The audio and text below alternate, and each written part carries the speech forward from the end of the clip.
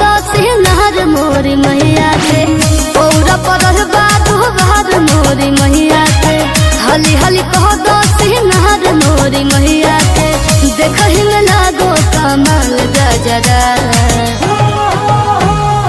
लाल गजरा होले गो लाल गजरा आगुठी दमल निये गो लाल गजरा गुठी दमल निये गो लाल गजरा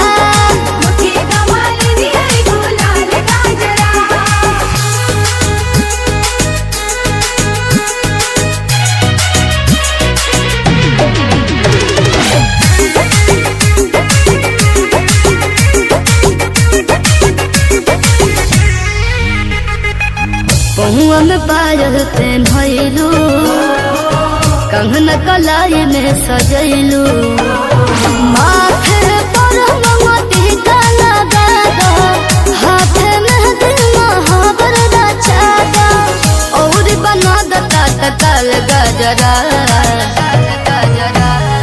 लाल गजरा हो रे गो लाल गजरा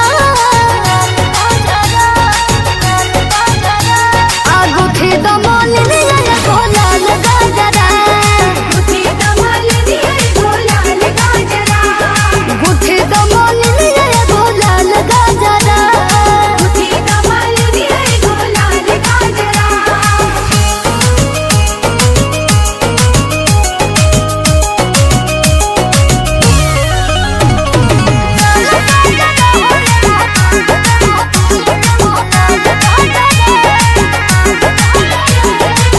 नैना में काजल लगैलू झटपट लहट सरियलू सगरी सिंगार माइक हो गइल पूरा एक ही सजावट बिना लागत अधूरा बड़ी निक शोभे माइक बाल गजरा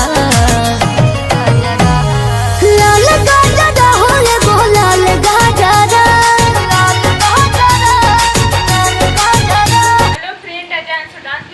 स्वागत करती हूँ। आप सब कैसे उम्मीद करते हैं तो बहुत ही अच्छे होंगे, स्वस्थ और मस्त होंगे, अपने काम में व्यस्त होंगे फ्रेंड।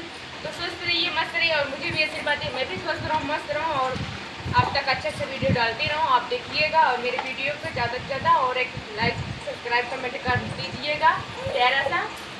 और मैंने बहुत ही अच्छा नवरात्रि का माँ दुर्गा पर और बहुत ही अच्छा प्यारा वीडियो बनाया। आप सब जल्दी से ज़रूर देखिएगा, मेरे वीडियो देखना ना भूलिएगा फ्रेंड और सपोर्ट कीजिएगा। आप सब देख लेते हैं और मिलते हैं फिर किसी नेक्स्ट वीडियो में। अपना ख्याल रखिए, बाय बाय, जय माता।